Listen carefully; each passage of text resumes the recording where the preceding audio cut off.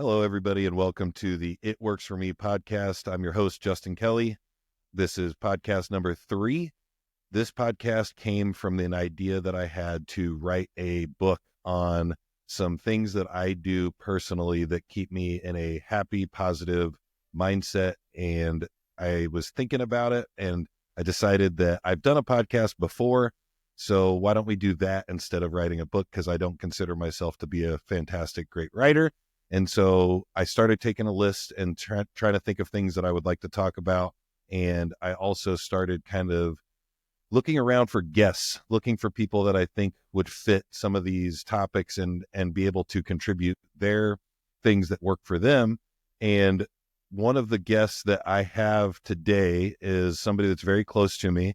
This podcast also, just to kind of go back a little bit, was designed more for men because I feel like there's a lot of lonely, anxious, unhappy men out there that are around the same age as myself, even older and younger.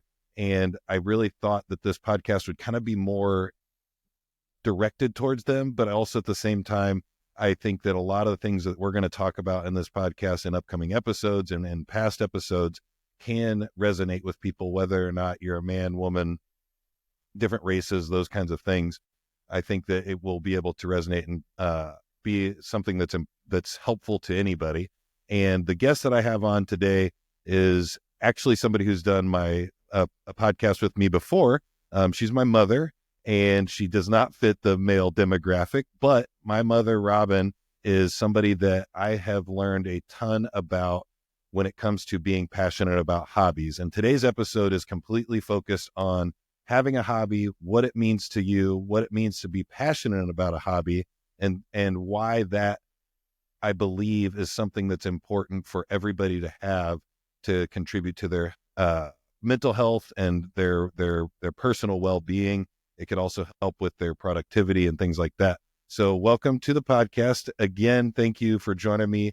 I want to say mom, but thank you for joining me, Robin. Tell me a little bit about your background. I know that you are working in a medical device field. So tell me about your background, and then also maybe name maybe one of your, I guess I know your main hobby, but you might have others that I'm not aware of. So tell me a little bit about that. Absolutely. Well, thank you for having me. I'm Robin, and I am a nurse by background and a program development consultant with Medtronic, working in the medical device field, as you said, in transcatheter aortic valve replacements. Love that role. I came from a hospital role where I worked with a program, and this was just a great next step for me to follow the passion that I have with medicine. And I would say hobbies have been an important part of my entire life. I have used the term with people today that I'm kind of a hobbyist. And I I like take that. up a lot of different things. I grew up with a dad who, if you told him you were bored, he would tell you that bored people are boring and to go find something to do. I have had, I would say, an obsession really with horses since I was a little kid, and really pursued having one, being around them. Before I had them, I would walk down the street to the neighbor's house and sit in their front yard and stare at their horse just grazing in the pasture and dream about someday being able to have one or ride one. And my dad had some friends that he worked with that had them, and they let me come over and get a taste of, I think he was trying to get the taste away from me, but so he Kind of sent get me you over, away from the horses. yeah, he sent me over there to clean stalls and figure out what the work part was all about. And it was over Christmas break, and I was probably 9 or 10 years old and had my fancy new cowboy boots, which are the worst thing to wear out in the barn in really cold temperatures, but they literally could not get me out of the barn. The wife ended up dragging me in and taking my boots off and warming my feet up, and then giving my dad a really hard time about, you need to get this kid a horse because it's obvious that she's not going to stop. So it was a few years before I had one of my own. But since then, it's really just been a part of my life. And a lot of people would argue that and I would even argue it's probably a lifestyle more than a hobby. But I definitely think that it was the beginning for me. And I do feel like hobbies can really bring a lot of enrichment to our lives. And I think that there was definitely a lot of overflow of things that I learned from that hobby that have helped me throughout my life and career. Yeah, and so to go kind of to the beginning of it, what do you think sparked your interest in the beginning? Because I know you mentioned just always being really obsessed with them and wanting to go and see the neighbors. Was the neighbors the first time that you saw them? Did you see them in a storybook or a story told to you by your parents? Or, what do you think Well, was the first part? we actually had a pony and a horse that belonged to my older sister. I'm not sure if you had ever known that, but my sister Laura had an Appaloosa and a little Welsh pony named Easter when I was little. And we didn't have a fence. We just had a barn, and they would go out in the yard on a long rope, and we would get, frequently the neighbors were irritated with us because they would go on little jaunts into the neighbor's property. And as all of us were involved with different things at school, and I was too little really to contribute much, there's a lot of care, as you well know, that goes into taking care of the horses. And so we had to get rid of those too. And that's probably where it all started. It was upsetting for them to be going, but it was kind of just something that was happening at the time, right? But I just never really lost that passion for it. That's awesome.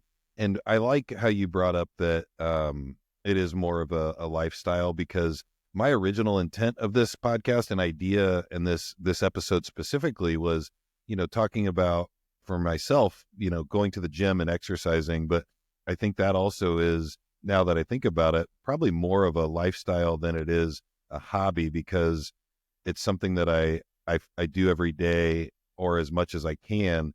And it feels weird when I'm not doing it. So if I take a few days off, I don't feel right. I don't feel normal. It's like, it's almost, I don't want to say addiction, but there are people that have told me that, you seem like you're addicted to going to the gym.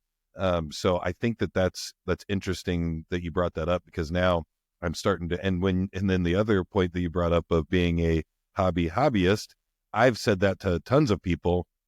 Our lives are not nearly long enough to do all of the things that I would like to do. I've wanted to learn to write. I wanted to learn to play music. I wanted to, yesterday, Elliot was downstairs wanting to hear her dance song.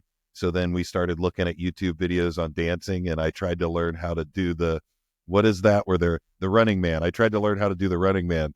And I said that this is impossible. I have zero rhythm, and I don't know how this is even something that people can do. But that's just interesting that you brought that up, because I feel like I have a bunch of hobbies, and there are people that I know that have zero, and I don't know if it's better. I know for a fact it's better to have a hobby and be passionate about something, but I don't know if it's better to have so many that you don't feel like you're ever really that good at just one of them. So what are your thoughts on that? Well, okay, so I have three different thoughts, and if I lose my place, please bring me back. Yeah. Okay. But number one, don't sell yourself short. I'm learning the Running Man. My daughter Allie taught me how to hula hoop, and I was certain that would never happen. And I learned to hula hoop when I was in my 40s. So don't give up on the Running Man. And yeah, I knew I would lose my place. Oh, the writing. You need an editor. You have a lot of thoughts in your head. There's nothing wrong with your writing. Your writing is fantastic. You just need to keep going and maybe need somebody to put a few periods and commas in there, and still be all set. You've got That's what some great AI is ideas. for now. True. And then on the lifestyle thing and the addiction to these things, I go back to really thinking about what it brings to our lives to have these things that we look forward to doing. And I meet so many people who, when I talk about the things that I do outside of work, they say, "Oh my gosh, I can't, I don't know how you find the time to do that. I don't have time to do those things." And I would argue that we spend a lot of time, and this is not a dig to other people. This is just how I look at it for myself, because I've even given that excuse to myself about working out or doing some of the things that would be good for me. I will tell myself I don't have time, but I always find that when I decide that I'm going to do it and set the time aside, that I get it done. And I am much more fulfilled. I look at things like watching TV, which is sometimes what I would be doing in some spare time to relax. And sometimes we all get sucked into binge watching a show or something like that. And I kind of look at that as white noise. My brain literally turns off and I'm just absorbing content, even if it's enjoyable. I mean, we enjoy TV and movies, we all enjoy talking about it and experiencing that. But when I enjoy time with the horses, or I do exercise, or I love knitting I know those are weird things. That's a big range. No, that's good. The boring to the exciting, I Yeah. guess. Yep. But when I do those things, my mind is working while I'm doing them. I'm thinking about something that's going on at work, or I'm working through something that's been on my mind for a long time, rather than just disengaging and settling into the white noise. Yeah, I completely resonate with that. And one of the points that I wanted to make just from hearing your response was it seems to be a prevailing theme throughout the first 3 episodes and again, not trying to put a dig at anybody, but time, and people making the excuse about time. With the first podcast and talking about you look good, you play good, you feel good, that kind of thing with Colin Taylor. And then also the podcast with Jason and Patrick and John, talking about having friends in your life, a solid friend group that makes fun of each other and gives each other crap here and there, but in a positive way. It's not to be mean or bully each other, but it's to kind of, we wouldn't be making fun of each other and saying these jokes if we didn't have a positive intent behind them. And one of the things that we talked about with Colin was, I don't have the time to get up and go to the gym because he just had a young child, or he just had a baby, and he's having to be a dad, run a gym, exercise himself, do his content. He has a podcast, do all of those things. And, he could make the excuse that he doesn't have time. Having a new child takes a lot of time out of your day. I know for a fact because we have 2 of them. And then with John and Jason and Patrick, making time to spend the in-person time with your friends and having those connections is important, and you have to make that time. And it's just funny that you brought up your hobbies and having time to do them, people making the excuse saying, outside of work, I don't have the time to do those things. Again, back to what you said, you have to make that time. You have to make the time and commit to that time. And, specifically to be a better friend, today, John invited me to go to a euchre tournament at his Mason Lodge. And I wanted to say, I don't have the time to do that, but to be a better friend and commit to the things. And again, this podcast is a hobby that I hope turns into more, but I committed during that podcast, I'm going to be a better friend, and I'm going to make the time to see my friends, even if it's not convenient or doesn't feel like the thing that I specifically want to do that moment. It's important to live up to those commitments and make that time and follow through. So I'm glad that you brought that up. Another thing that I was curious about is with my hobby in the gym and even golf, those sometimes don't bring me happiness. I'm not happy every time I go to the gym. I'm not happy every time I play golf, because of either not being successful or shanking one into the woods, or, not hitting the weight that I wanted to hit on a certain lift or something like that. Is there times that you're doing your hobby and you do kind of question yourself and ask, why am I doing this? What is it that is the reason for this? And is this bringing me the happiness that I thought it would be? Fun. And I would ask you, when you were trying to learn how to do the Running Man, how much did you laugh? So much. And also so frustrated because I'm trying to figure out why my brain doesn't work with the rhythm, because I could get the move Right. down, but I could not figure out how to do the rhythm to keep it going. I was like, and Elliot's trying to coach me, and I'm like, hey, all right, I got this. Okay. You're 4. Okay. I could figure this out. And, it was just, No, that was I really think funny. that, yeah, I think that keeping a sense of humor and also not getting caught up in the way the world works and the framework that we live in all the time, I have to constantly remind myself that I don't have to be great at something to enjoy it and for it to bring me joy. And I have to step back sometimes, because often when I'm not enjoying myself, I just had this conversation with someone yesterday, that, there are times that I get on to ride one of the horses and I think I have been doing this for a really long time. And you would think I would be better at it, when I'm just not getting the result that I'm looking for. And I have to step back, because that's something about horses. You know, whew, you can go in with a plan, and it's kind of like golf, really. The experience that I've had, with the limited times that I have golfed, you really have to get the day out of your head. If you go in to work with an animal with a tight agenda and, I'm going to achieve this in this amount of time, those days don't go well. And they really pick up on your emotions. And, you can go in with a plan, but you also have to go in with an open mind. And you may have thought you were going to ride for a half an hour or an hour. You achieve something really good in 5 or 10 minutes, and you need to quit. Because seriously, you need to quit and step away, let them kind of work through what they just learned, and vice versa. If it's a bad day, you don't. And believe me, I have worked 2 hours in, Mm-hmm. and really that was not a good thing. But yeah, and the other thing I would say is I love the thought you mentioned, curiosity. I love surrounding myself with people that are curious and that have passions and hobbies. And a lot of times I really draw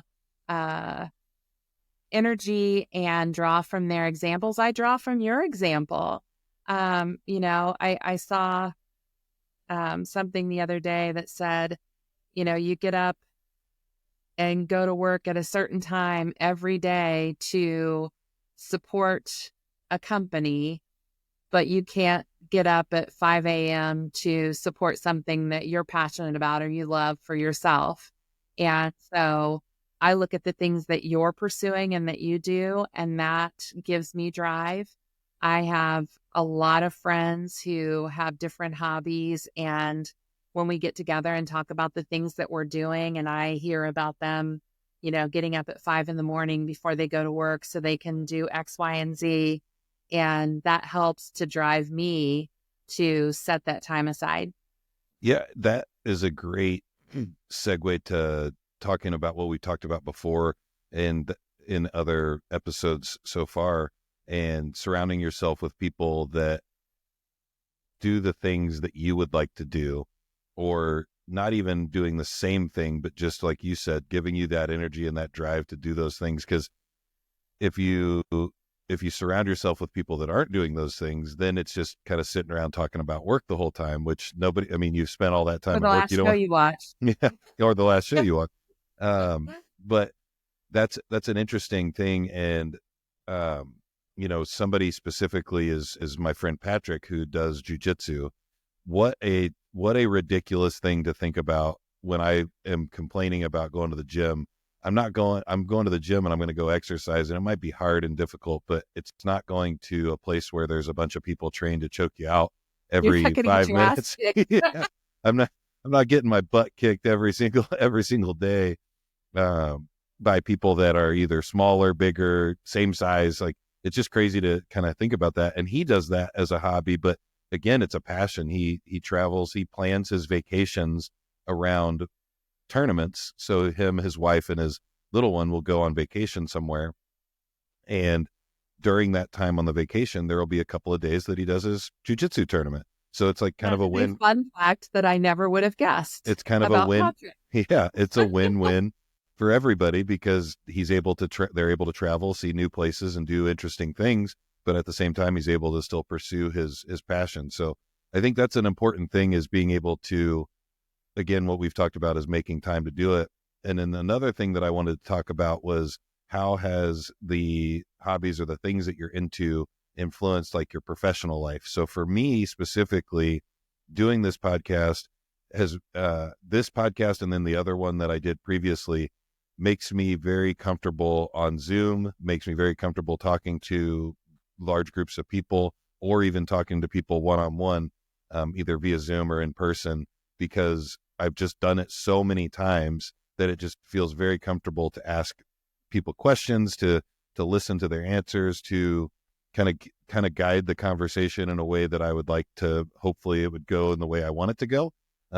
Specifically, I had a job shadow experience where I was just kind of following some people around. And, one of the things that I kind of noticed about myself during that time was, I felt like I was asking insightful questions. I felt like I was asking people I was asking questions about the person themselves. And, one of the unique things that I've read about and learned about is that people do like to talk about themselves, even if that's not something that they consciously think about. When you're asking somebody about what they're into and what they do, it gives them kind of a chemical rush in their brain of, dopamine. And it's one of those things that people feel happy about. So I feel like doing this podcast, exercising, is another thing that I think helps in a professional aspect, because if I typically I do it in the morning, but it's not always going to be in the morning. But when you wake up and do something difficult first thing in the morning, the rest of your day seems to be pretty easy. And so that's one of the reasons I like to do my exercise and my workout in the morning. So that, I think that's another way that it's helped me professionally, because, if I've done something difficult in the morning, having a tough conversation with somebody later in the day isn't as bad, because I've already done something difficult. So for you, what do you think with any of those three things that you mentioned, or anything else that you've gotten into? How do you think that's impacted your professional life? Well, I believe that there are many things. I think that the hobby of horses definitely impacted me in being comfortable with doing things that are really difficult, right? Like really tackling things that are difficult and having the confidence to follow through with it. Learning patience, because you cannot force it. You can't force anything. And also, I think subtle communication. I know I'm probably getting a little deep, but No, that's good. there's horses pick up on emotions at a very they have a pretty large perimeter that they pick up on your energy. And a lot of the things that I have learned from doing work with them has really impacted me in the way that I communicate with people and handle things with people, and kind of looking for those, the subtle communication and nonverbal communication, I think, and learning to be persistent and appreciate the small wins. Do you think people have, not do you think people have, do people, so you're saying with the picking up on subtle cues, Is that something, again, that what are some like examples, I think, that you could maybe mention that you may have noticed or learned from doing your hobby, and then also maybe applied it in a personal interpersonal setting, Uh-huh. if you have one? You don't. I know that's No, probably a tough no, question. no, it's a really good question. I definitely think in working with when you're working in a situation where you're trying to teach someone a new skill, or you're trying to um, maybe show them a product that they're not comfortable with. I think being comfortable with not pushing and being patient and paying attention to subtle clues and asking questions rather than, just going in really boldly, which is that's kind of my thing.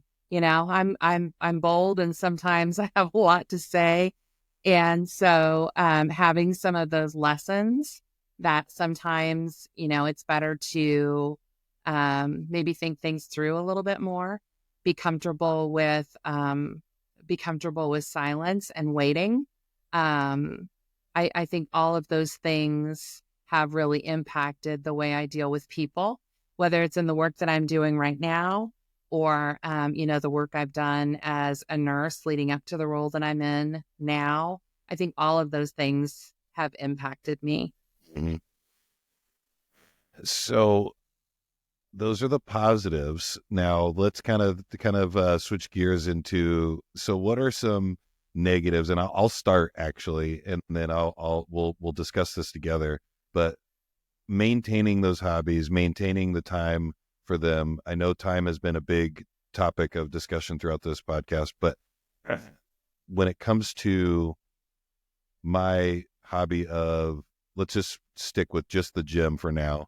Um, it's difficult sometimes for me to plan my day around it, and or vacations and things like that. So it kind of becomes a little bit of a challenge for family and friends and things of that nature.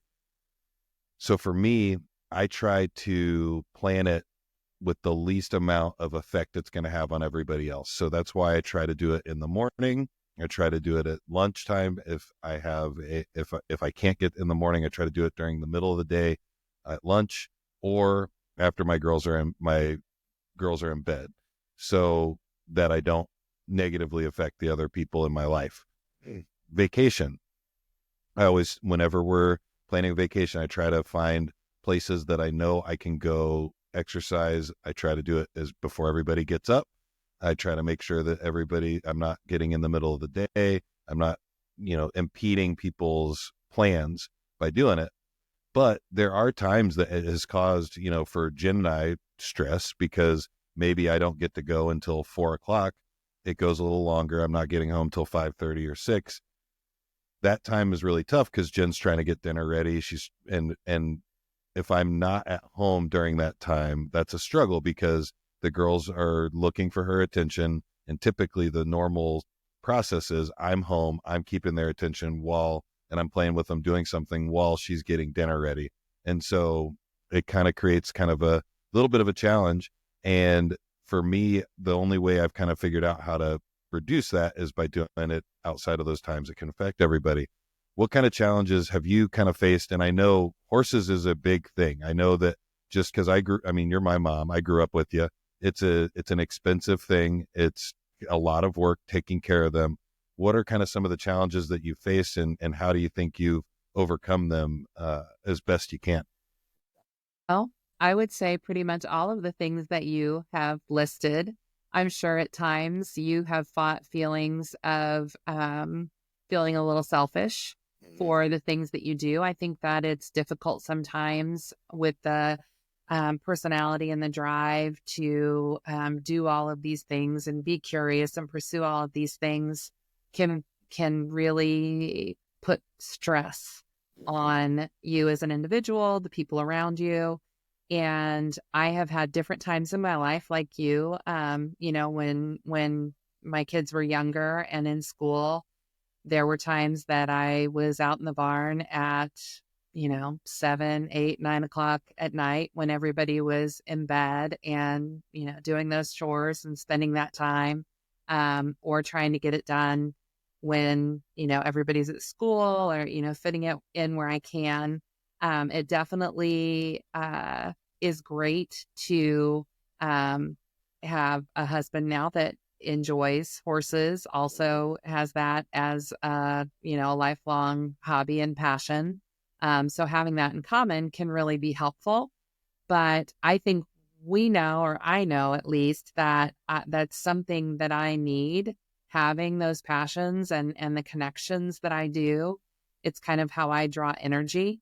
And I feel like bring energy and different things to talk about and share in my relationship, and have just kind of had to learn to balance building time into, or finding that time to enjoy those things, and building it into, a lot of times our vacations are trail riding trips and that kind of thing. So I think, you wrestle with it, and you wrestle with, again, the same kind of thing when you have conversations with people.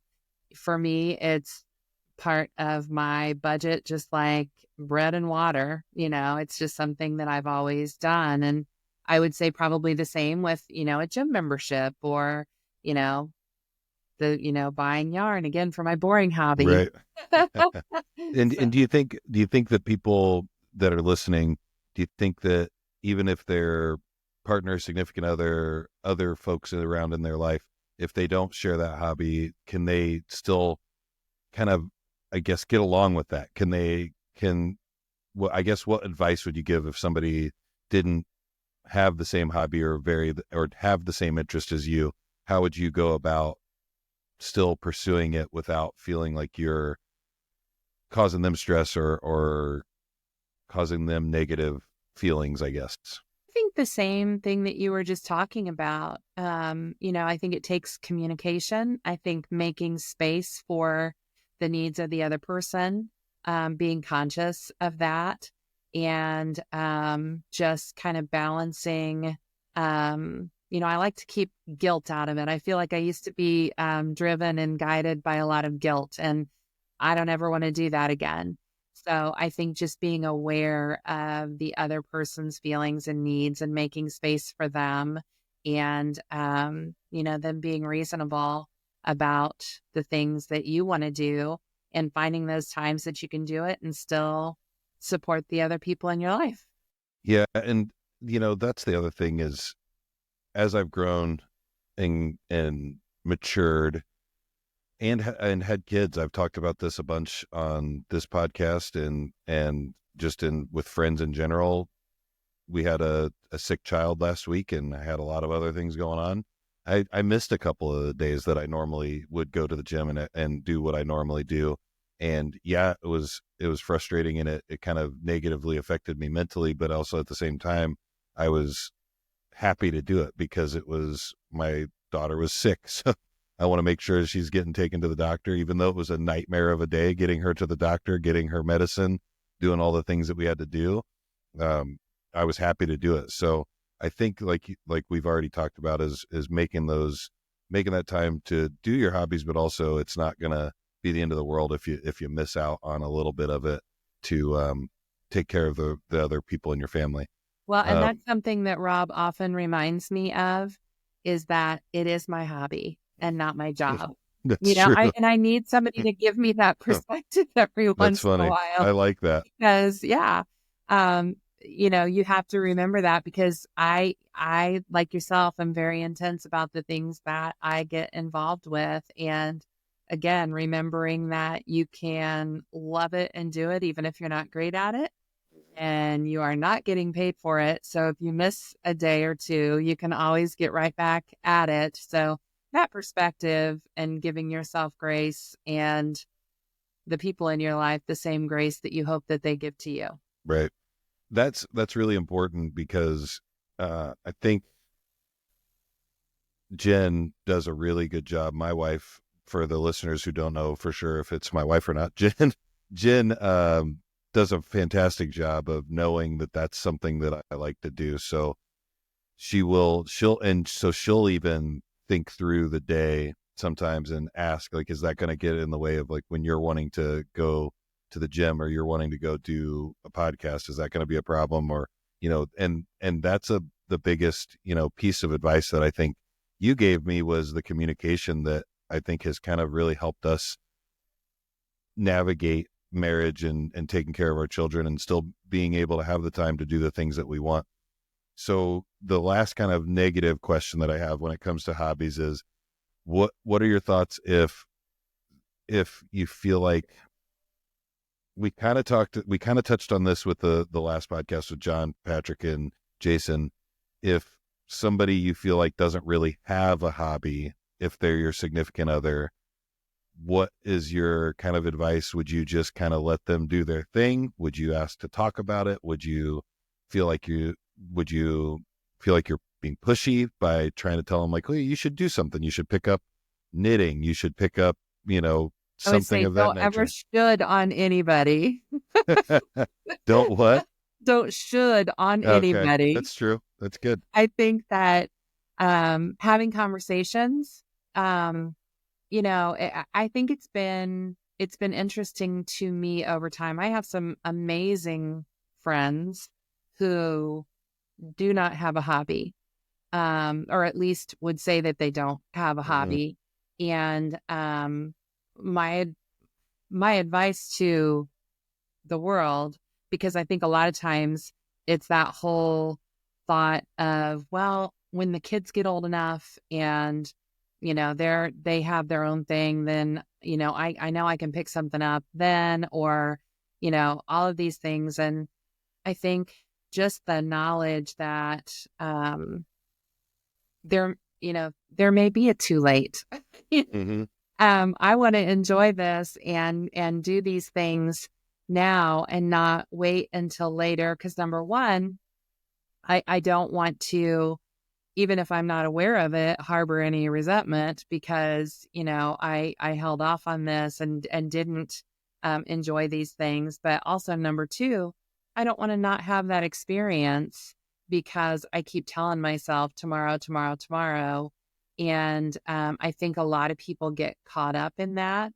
And so as far as a significant other or a partner, I think giving them space, understanding where they are, honestly, would there be enough room in your life for two people just like yourself?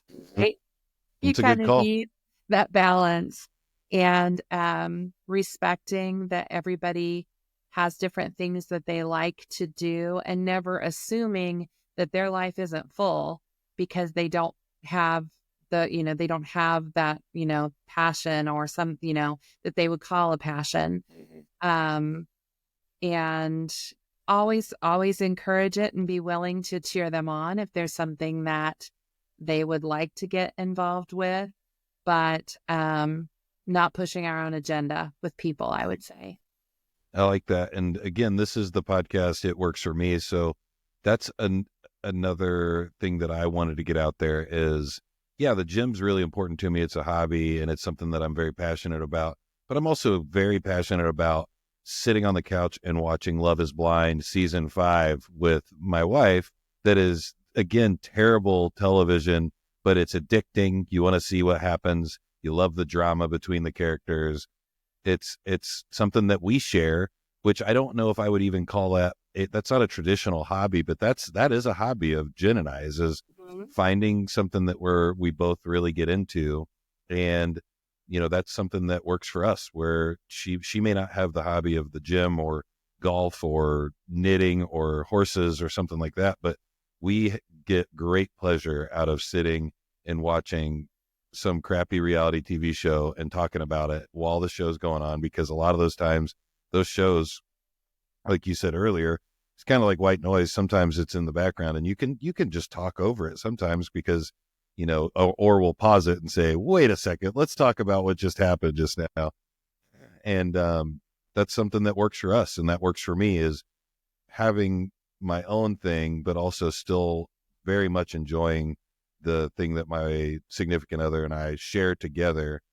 Even if it's not, I guess not every hobby has to be self-improvement, growth, development, making yourself better or something like that. It could just be something that you enjoy having fun with somebody else. Absolutely. I think about, the books that we've read at the same time that we discuss, and, they're not all winners for both of us, but we've had a couple that have really hit. And I think that that's fun. And I love that you two enjoy that together. So I think that's a really good point. Mm-hmm. And so just to kind of, let's kind of get closer to the end here. I'm just looking through my notes while I'm thinking about this. Is there, let's see, what do you think? What is something that with the horses or knitting, I would actually like to lean more on knitting. What do you think it's done that has maybe taught you something unexpected about yourself or your capabilities? Oof. And if it's not knitting, you can do horses if that's easier. No. Honestly, it's another thing that was hard for me to learn to do. But it's another thing that, because I'm not, I don't really love, I don't know if you know this about me, I'm not a big lover of sitting still. And so, Shocker. That's and completely crazy. I would never have guessed that. so I really enjoy knitting because it slows things down for me, and it's great thinking time for me, and I like seeing something that I have produced, and I also absolutely love giving something to someone that I have made. Yeah. And well, Elliot still has her Nana blanket that she sleeps with every night. I need to make another one, and I need to get started on one for Sylvie. Yeah. But that's such a good feeling. Of course, sometimes I get so in love with what I'm making that I never give it away.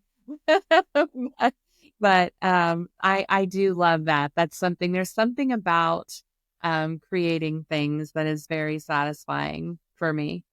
Yeah, and for me, the hobby of the gym has taught me something unexpected that, I probably could have figured out by just reading or listening to other people talk about it, but you're never actually satisfied. So that's the thing that's kind of tough. And I think it's kind of what brings you back to it. That's what brings me back to golf. That's what brings me back to lifting weights and training, is that if you get strong and big, then you want to lose your weight and get lean and look, a little bit different. Or with golf, if you'll have a round where you don't hit a good shot the entire time, and then you're on the 17th or 18th hole and you hit a perfect shot, and then it's like that's what keeps me coming back. It's almost like I do think that I might have a slightly addictive personality because of those things. I do too. Because when you, and I'm sure with your horses and with the knitting and the things that you do, when you have something go perfectly well, it gives you that kind of rush that it's hard to say that you don't want to just keep trying to go back for it. So, Well, and I would say on the flip side of that, if you mess it up, you can always back it up and start again, or, back it up, beyond that mistake and start again. And, that's putting a lot of weight on knitting, but I really do think that, that really is a good lesson and, a great part of it. What is a hobby that you've always wanted to try, but you never have? And Well, now I took a class, and apparently I really love expensive hobbies, but I have always wanted to sail. Always wanted. wow. Yeah. I've always wanted a sailboat and have always wanted to sail. So took a class, probably 2 summers ago, with, Allie, and we totally enjoyed it. And, that is definitely one of those things, time and money. I already have an expensive hobby, And so I don't know if I'll ever get back to that. But that was really cool. That um, just the process of it is enough to learn. But then the class was taught by a really neat guy who, had been sailing for years. And when you start learning about the things that can happen on the water, it's like, ooh, Yeah. I hadn't really thought about that. I mean, it's one thing to be sailing like in a lake or something like that. But he was teaching like everything, like the radio safety and, when you're out on open waters and that kind of thing. And so that was all a little bit scary and something that I think is probably a little bit more difficult. Again, sailing on a lake or something like that would definitely be doable. But that remains on my bucket list. Maybe that's one that, when Allie gets finished with school, you guys can do together, and maybe she can be the primary person and you can still kind of live it out and do it. I would love that. So one of the things that I always think about is what does my perfect day look like when it comes to my hobbies and the things that I like to do? And it's pretty simple. Actually, I didn't really talk about any hobbies that I haven't tried that I would like to try and what might be stopping me from doing them. Honestly, I've tried everything that I've wanted to, like, essentially, I just want to get it out there that there are probably things that I've wanted to try that I didn't get into, but a lot of the times when something pops into my head that I want to try and I want to do, I go out and do it. Mm-hmm. Now, am I good at it? Probably not. For example, trying stand-up comedy, like that's again a tough thing that's very difficult, and it's very difficult to be good at. It takes hours upon hours and time and going up in front of people and doing it over and over and over. But I tried it. And so I guess I'm trying to think if there's something that I've wanted to do that I haven't tried. I would say hunting is actually something that I thought about wanting to do more recently. Let's do it. And that's just something. Ammo. Yeah. And that's just something that I've never done. And I feel like I maybe always make excuses for that. So that is something that I would probably write down that I would like to try to do. Lay at duck hunting on we. And we know that, my brother, Giancarlo, he's a hunter. He could probably show me the ropes. He's very, very smart and has been doing that for all of his life. So I think that's something that I would like to try to do and get out there and do. I think some of the things holding me back is I'd want my own equipment and gear, but that's just me wanting to go out and get my own thing. But yeah, that's something that I really haven't done. I mean, I did it as a kid, but I don't feel like I wasn't the hunter. I was just the dog going and chasing down the animals after they were shot. So yeah, I would say that that's something that I would like to try that I haven't done. But it's on my list, so we'll get out there and do it. And then to kind of wrap it up, what does your perfect day look like, and how do your hobbies play into it? Gosh. I would say I don't have a perfect day. Just today, I've been on the road for the last couple of weeks, quite a bit for work. And, I've got a new baby horse in the barn. And, when I walk in the door, I know it's not me that she's excited to see. She's excited of the potential of food. Yeah. But she's excited to see you. She nickers and whinnies and,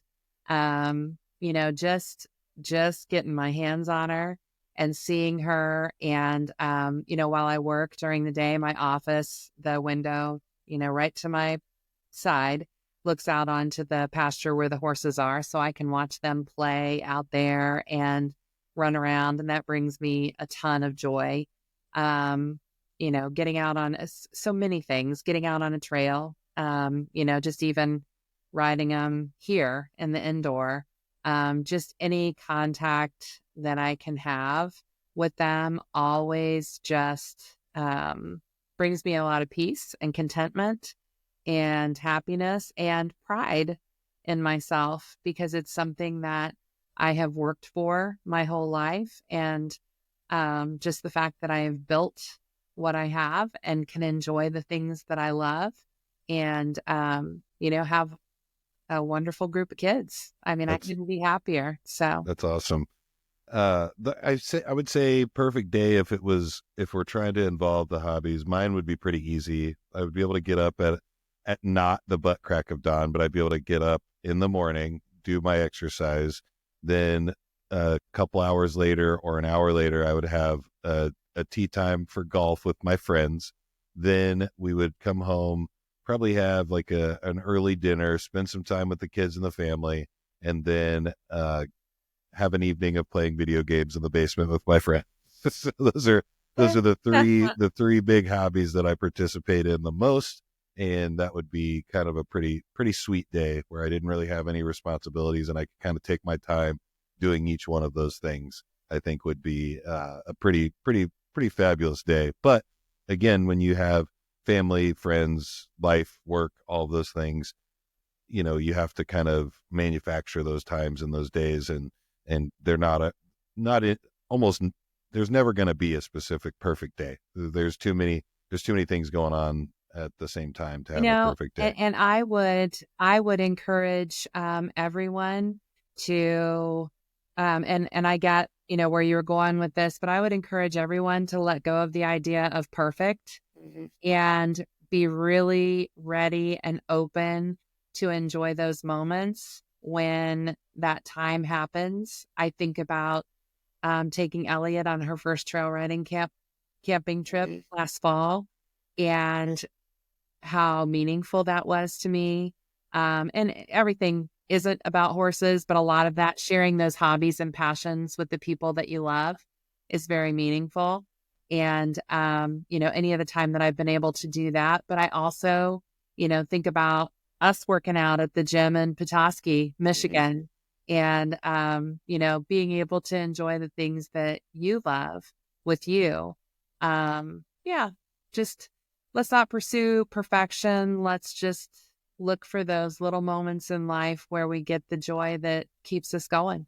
I think that's a perfect way to kind of end it too, because again, that's what works for us is looking for those moments. That's something that you and I have talked about on a pretty regular basis, of not always looking for the next thing, not always looking for the next goal, next challenge, like actually taking time to sit down, be cognizant, take a few deep breaths and think about the things that you are thankful for and you're happy for, and to kind of realize where you've gotten into life. Because, if you're still around and you're my age, you've done some things right. If you've got a roof over your head, some kids and all of those things, and you've done some good things and done some things right along the way to get there.